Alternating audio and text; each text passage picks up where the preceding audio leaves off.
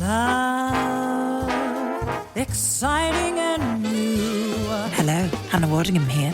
Have you seen the fabulous new Sun Princess? World-class entertainment, exceptional dining, and the greatest pizza ever. It's a love. Don't miss our Come Aboard sale with up to 40% off and free room upgrades. Visit princess.com or call your travel advisor to book. Princess Cruises. Terms and restrictions apply. Offer ends 2/28/25. Ships of Bermudan and British Registry.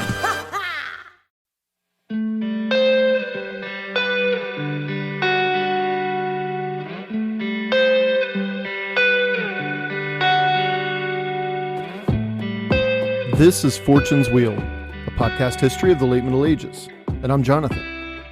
There are three major valleys in Sicily. These valleys have serious historical significance, but we're going to focus on the Norman movements around just one of them on this episode, the Val Demone. In English, this translates to the Valley of Demons, but it has no relation to the religious connotation of demon. In fact, it's something much more beautiful, something akin to the ancient Greek connotation of daemon, meaning, roughly, a source for inspiration. In fact, the Arabic name for the Val Demone, which is Wadi al-Daum, translates to Valley of Mulberries, connotating something of a natural inspiration to the people who traveled through or settled there. It's a beautiful region accentuated by varying geographic features, from mountains to plateaus, from low river valleys to rolling grassy hills. It's seen numerous civilizations in its day: the Greeks, the Romans, the Byzantines, and the Arabs, and it was now, for the very first time, going to witness the barbarity and steadfastness of the Normans. This is episode 112, and it's entitled Conquering the Val Demone. Thank you for listening, and I hope you enjoy the show.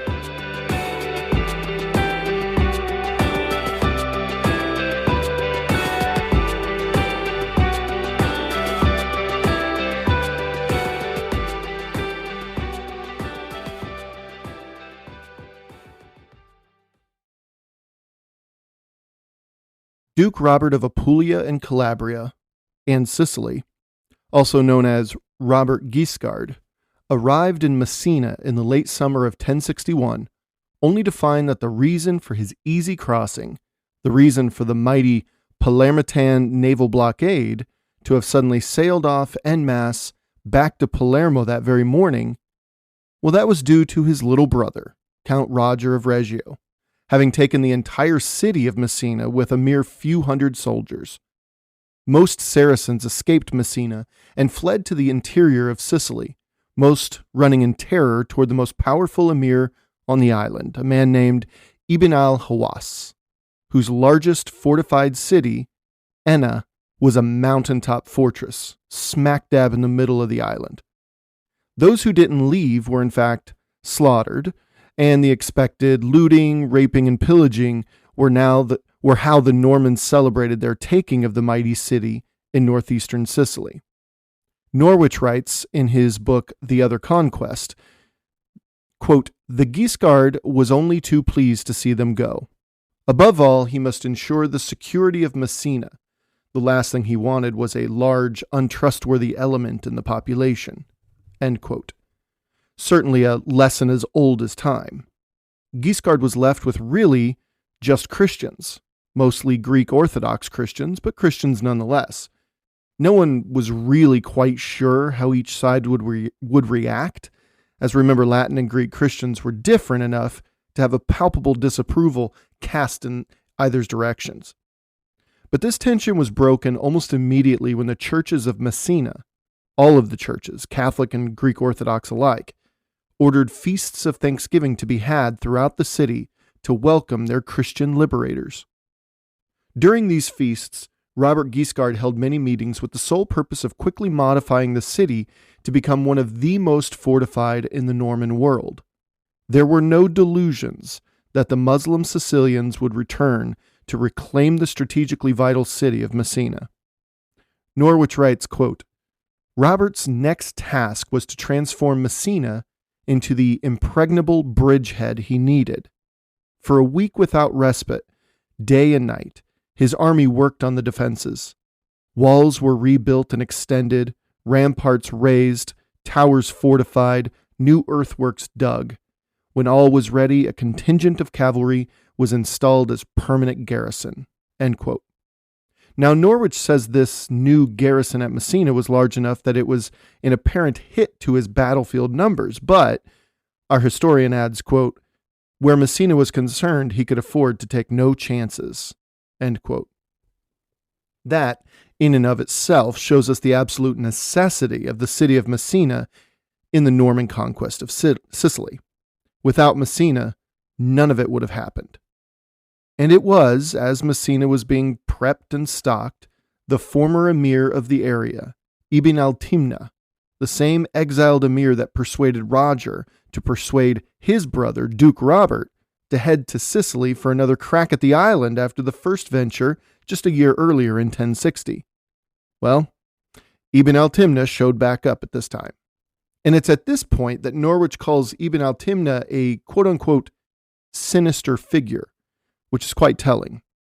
He was eager to take as much advantage of the Normans being in Sicily as he could, namely, potentially toppling his sworn enemy, the powerful Emir Ibn al-Hawas. If he could persuade the Normans to get rid of al-Hawas, then his place at the top of the Sicilian hierarchy would be secure. From there, he would worry about what to do about the resident Normans on the island, but that was a problem for future Ibn al-Timna. For the time being, Duke Robert gave al-Timna much of his area back, basically just giving him his former domain of Catania, which lies along the central eastern coast of Sicily, below Messina and Mount Etna and above the port city of Syracuse. They, that is, Duke Robert Guiscard and Emir Ibn al-Timna, that is, needed one another. With Guiscard ruling Messina and the northern tip of Sicily, and al-Timna ruling all of the way south to Syracuse, that was, for all intents and purposes, the entire eastern portion of the island. For the time being, that arrangement would have to do, and that it did. Now, that said, there was a little bit of shade thrown at the Muslim Saracens by the contemporary chronicler Malaterra. As he is narrating the two brothers, Robert and Roger, setting off for their next conquest at the town of Rametta, he tells us that the people of Rametta sent an envoy to Robert appealing for peace and surrender of the town without bloodshed. They'd heard plenty about these Normans, and they wanted nothing of them in terms of fighting and resisting them. They swore fealty to Robert's rule to boot.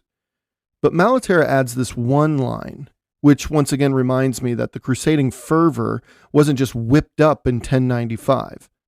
Malaterra wrote, quote, "Swearing fealty with oaths taken on their books of superstitious law," end quote. Superstitious law. That's what many chroniclers believed about Islam in the late 11th century, and it was quite widespread around the Mediterranean region. Make no mistake, all the goings-on over in Iberia around this time, remember El Cid and Cordoba's collapse into the Taifa kingdoms and whatnot? Yeah, all of that. Make no mistake, that was very, very common knowledge to all across Christendom. And after stories were told and retold, and then retold again a few more times, making their ways around the medieval world, well, these stories became so diluted that all that was properly communicated was that the Christians in the north were fighting against the Muslims in the south. So you can see how the Normans invading Sicily was also transmitted around Christendom. Without question, though it was most likely a land grab in the classic Norman fashion, it was a religious war to those who could capitalize upon that message. And to think, we're still more than 30 years away from the Crusades themselves. Robert took the peace deal with the people of Rametta, and for the time being, the Normans camped near the town of Trippi. The next day, they pushed on to the small city of Frezzano, which fell in much the same way as Rametta, and it was here that the Normans became a bit overconfident, thinking that the bigger cities were the only resistance they would be facing in this conquest. We'll see how that overconfidence treats them shortly, but as they traveled down the plain of Maniakes, yeah, That was the impact of George Maniaki's Eastern Roman invasion just a few decades earlier. They named a little grassland after the general. Well, Norwich even acknowledges it when he writes, quote, 2 days' journey from Rometta to Frezzano, at the foot of the pass leading up to the so-called Pianura de Maniaci, the plateau on which the gigantic George and the first of the young Hautevilles had distinguished themselves 21 years before, end quote. Well, anyway, as they traveled down the plain of Maniacis, which was, as I said, a smallish, high, grassy plain within the much larger Val Demone, well, what they found nearly shocked the two brothers and their Norman knights. Marching and riding through the valley, they found Latin and Greek Orthodox Christians flocking miles to greet them and bring them food and gifts. It instilled upon them that they had a deeper purpose for conquering Sicily. It might have been here when the Normans finally embraced the first stirrings of that crusading spirit. Who knows for sure, but it's likely. These people were clearly living in fear. Malaterra wrote, quote, they claimed as an excuse for their previous conduct, that is, with regard to the Saracens, that they had done this not for love of them, but to protect themselves and what was theirs, and now they would serve the brothers with unbreaking fealty, end quote. Robert and Roger swore to protect these people and were thankful for the support shown. They also promised that if they should win Sicily, assuming these Christians would help them in the effort, that is, that they would reward them with lavish gifts of thanks. It was a nerve-wracking journey, make no mistake. They hadn't come upon any real opposition, but word from his Saracen and Norman scouts were pretty much all reporting back to him that Emir Ibn al-Hawass from Enna was preparing a massive army of resistance against the Norman invasion. Robert and Roger were very much on guard, but no visible signs as of yet appeared on these reports. So they marched on. Through the plains of Maniacis, thus the Val Demone at large, Robert led his Normans to the next big city called Sicily. Apparently, the typical word of warning that preceded all Norman movement throughout the medieval world didn't sway the people of Sicily, as when the Normans arrived outside the walls of the city, they saw each and every rampart manned and ready for a fight. Malaterra wrote, quote, our men attacked the city bravely, but when they saw their men being harassed by slingers and archers and would be unable to achieve anything against the town without heavy casualties, the brothers called off the assault, particularly since they had heard that the Saracens were nearby and threatening battle, end quote. This was the Norman way of warfare, as we've mentioned before on the podcast. Remember, Roger failed at this during his first foray onto the island just a year earlier. Robert ordered it and modeled it perfectly. Do not endanger your men without an almost certainty of victory. Only engage when it is all but certain that that engagement will benefit you. Malaterra added to this, quote, they wanted to keep our men unwounded and their numbers undiminished to face them, end quote. Normans, from William the Conqueror to Duke Robert Guiscard, and every one of them in between knew this rule of war. Now, Roger was taught it firsthand. And with that, Sicily remained in Muslim hands. For now.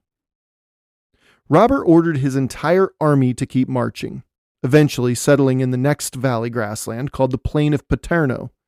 This was a very wide and relatively flat plain, which would suit the Norman strategy perfectly, allowing them to maximize their cavalry's usefulness, something they've been weary about since they arrived due to the rocky, uneven nature of Sicily's landscape, especially in the volcanic and mountainous northeast. They stayed here in the plain of Paterno for 8 days. They prayed that it would be here that they could lure the island's armies to engage them, but the Saracen scouts, their Saracen scouts, I should specify, men under the rule of Emir Ibn al-Timna, well, they informed the brothers that no one was coming. They did receive very little pockets of Muslim resistance, but as chronicler Amatus of Monte Cassino wrote, the Muslims melted away, quote unquote, like wax before a fire. This was rather disappointing, and as I've said before in the podcast, an invading army simply cannot afford to stand still for long. So, Robert ordered his army to pack up and leave on day 9, out of the plain of Paterno. On this next march, they encountered something that shocked me when I read about it. I even had to do some other cross-research to make sure, and it seems accurate. Crazy, but accurate. But maybe that's just me. See, as Robert's army moved across Sicily, they came across Saracens. Many of them, I'm assuming, had come from Messina just weeks earlier, who had taken refuge in the limestone caves between Messina and Enna along the Val Demone. As Malaterra says, they flushed these folks out of the caves. He wrote, quote, "These they attacked, beginning with the largest, killing many of the inhabitants. Then they went on to the mills on the bank on the river below Castrogiovanni, where they pitched camp," end quote. So these folks had fled to the caves in the region where they joined other agricultural communities and helped run the mills. But Normans required unbending loyalty, and where it was not given, they deleted you from the equation. To them, warfare was just that simple. But it did something that we can only assume was the very purpose for the slaughter in the first place. It forced Ibn al-Hawass away from Enna to engage the Norman army. See, Robert Guiscard had been moving steadily toward Enna the entire time, and he found himself through the valley of Detaino. He had led his men directly into the heart of enemy territory and closer to his main enemy's hometown of Enna. In fact, settling his army, as Norwich says, quote, "among the watermills immediately beneath the great crag of Enna itself," end quote. Robert was daring Ibn al-Hawass to act. Norwich adds, quote, "Of all the mountain fortresses of Sicily, Enna was among the highest and the most forbidding," end quote. He tells us that just 200 years earlier, the Muslims who invaded Sicily from northern Africa couldn't take the city outright, so they sent a man up through the city's sewers in order to open the gates. Photographs of Enna today show a castle atop a mountain peak with a breathtaking 360-degree panoramic view of the Sicilian Central Highlands. It's a wonder how anyone could take the city by storm, something Norwich admits just simply wasn't possible, which Robert could very quickly know upon seeing it from the riverbank below. And due to the approaching winter season, Robert was desperate to avoid a siege. Normans could pull off a siege with the best of them, but it just wasn't feasible at the moment. Norwich writes, quote, "For 4 days the Normans waited in a mood of mounting frustration, laying waste the surrounding countryside and doing their impatient worst to needle the emir into action. On the 5th day, they succeeded," end quote. The Battle of Enna commenced. However, it's worth noting a few things first. As with all estimations of military numbers at this time in history, we should take them with an absolute grain of salt. Many times, if not every time, chroniclers inflate and deflate numbers to make their benefactor look all the better. So, when Malaterra reports Robert's army was only 700 strong, which might have been true, while Ibn al-Hawass's army was 15,000 strong, well, but here's the thing. These numbers, though probably not exact, may not have been very far off in this case. We already know that Robert's army was about 2,200 men from the taking of Messina. Remember, Roger had only about 500 men, while Robert brought over as many as 1,500 men. From here, we're told that Robert garrisoned Messina with so many knights that it made a visible impact on his battlefield army. So, could Robert have left 800 knights back in Messina? Very likely, actually. On the one hand, you may say that 800 knights is a ton of knights to defend a city. However, we can't forget that Ibn al-Hawass had 800 Saracen warriors he already sent to defend Messina. With that in mind, it seems rather likely that Robert might have left close to 800 men back in Messina. It was that important of a city. That also highlights the fact that Ibn al-Hawas had 800 warriors to spare to defend a city that wasn't even under his direct rule. That would lead us to believe that 800 warriors was a rather small portion of Ibn al-Hawas's overall forces.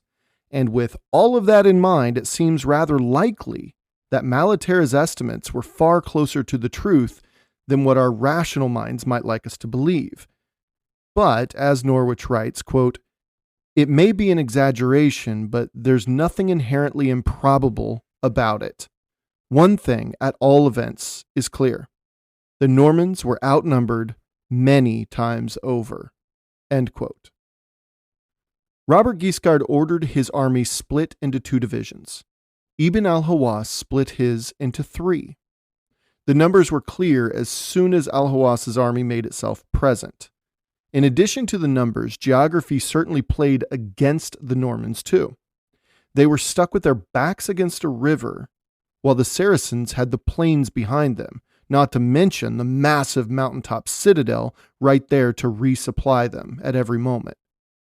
By every measure but one, the Normans were facing insurmountable odds. But that one measure made all the difference.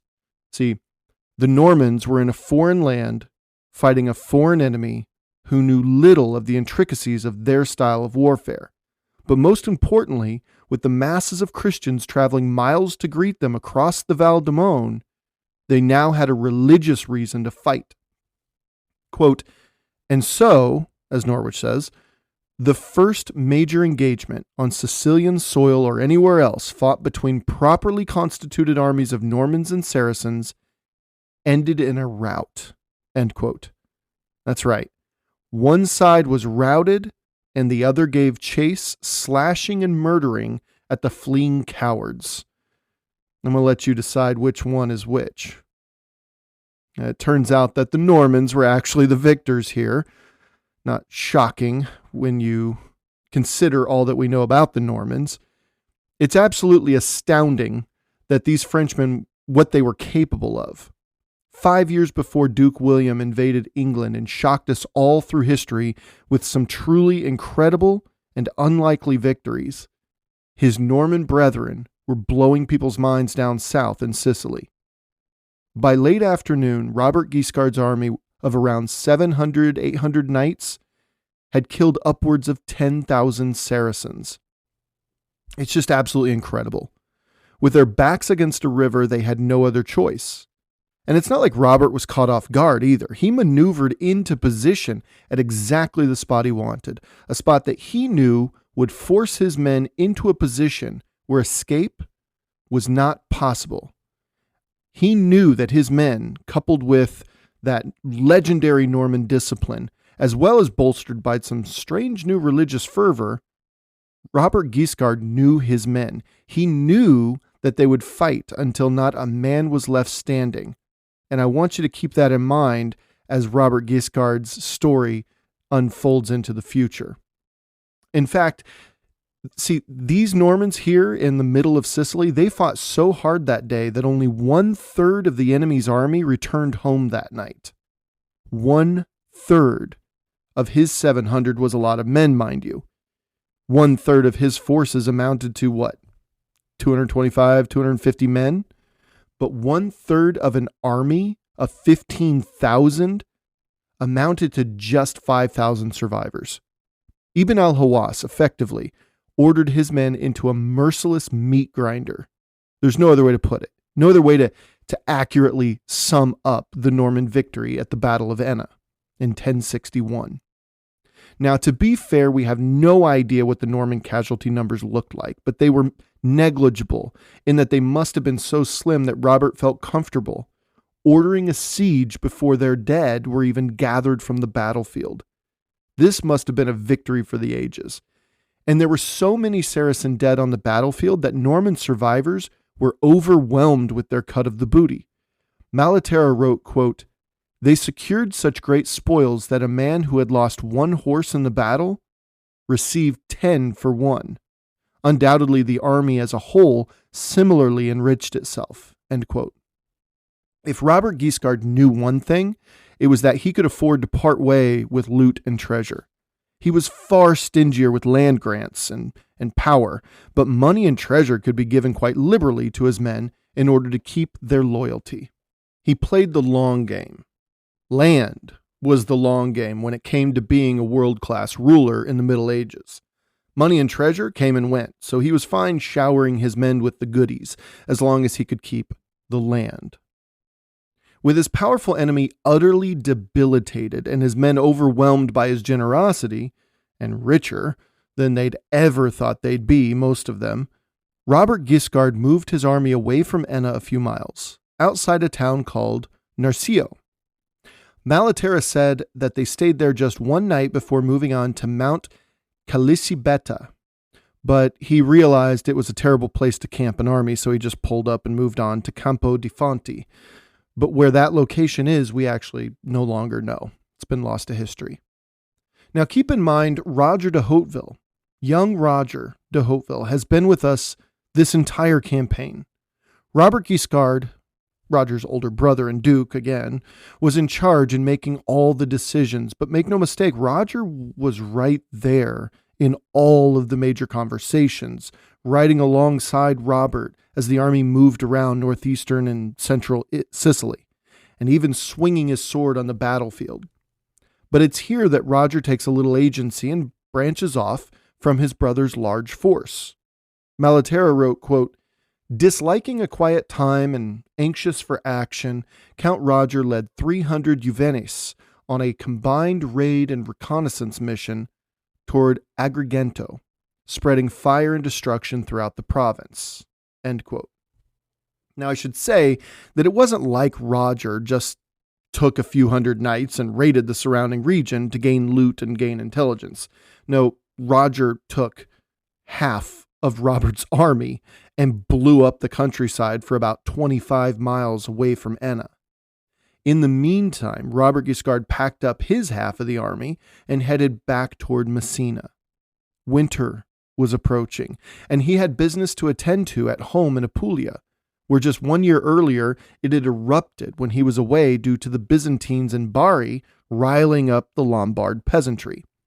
Who knows what he would return to this time, because we can't forget that the Byzantines were still holding out against a Norman siege in that city of Bari. After a month, Roger and his 300 Norman knights would join his brother in Messina, having replenished themselves by stealing and looting wherever they went. It was a campaign of terror, make no mistake. Roger de Hauteville, by today's standards, was committing overt acts of terrorism across central and eastern Sicily. But today's standards meant nothing to those living 1,000 years ago. Absolutely nothing. What's more is that Roger's action included the very Norman tactic of burning the fields, and with harvest approaching, Muslims and Christians alike were far likelier to starve during the course of the winter than to fill their bellies and survive. And with that, Roger left them to, well, figure it out. Fields smoldering in his rearview mirror. Sounds a lot like what William did in Northumbria, doesn't it? And Robert Guiscard did in Calabria just a few years earlier. But if Roger's forays into terrorism yielded anything beneficial, besides forcing the Saracen residents to come to grips with the invading Normans, was that the news of the Battle of Enna and the humiliating defeat of the mighty Emir Ibn al-Hawass had traveled faster than a Norman knight on horseback. The Val Demone had heard all about what happened at Enna, and increasingly, wherever Roger and his men went, they experienced fewer and fewer instances of resistance in that area. Even the Saracen peasantry wasn't willing to engage with these larger-than-life Frenchmen. Back in Messina, Robert Guiscard could look back and find many, many positives from his latest campaign into Sicily. He was, in name, the Duke of Sicily, wasn't he? But with all of this activity in Sicily, why was he not Duke of Sicily in more than just name? He held as his own just the northeasternmost tip of the island, the tip that held the city of Messina, the tip that was closest to his Calabria across the strait.